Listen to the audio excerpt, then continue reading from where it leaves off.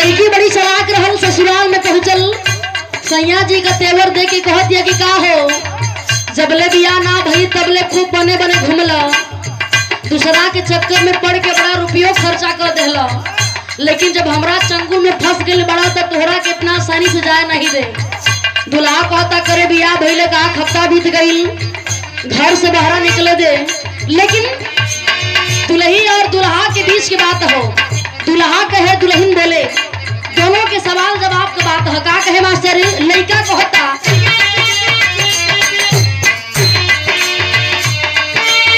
रतिया के रानी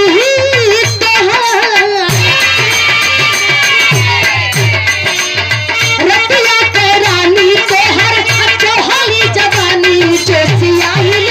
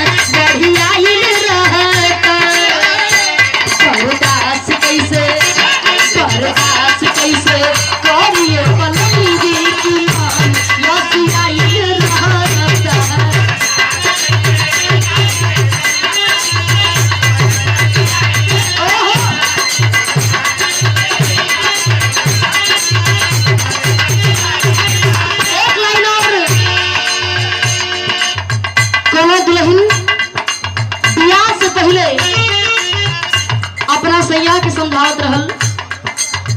का कहे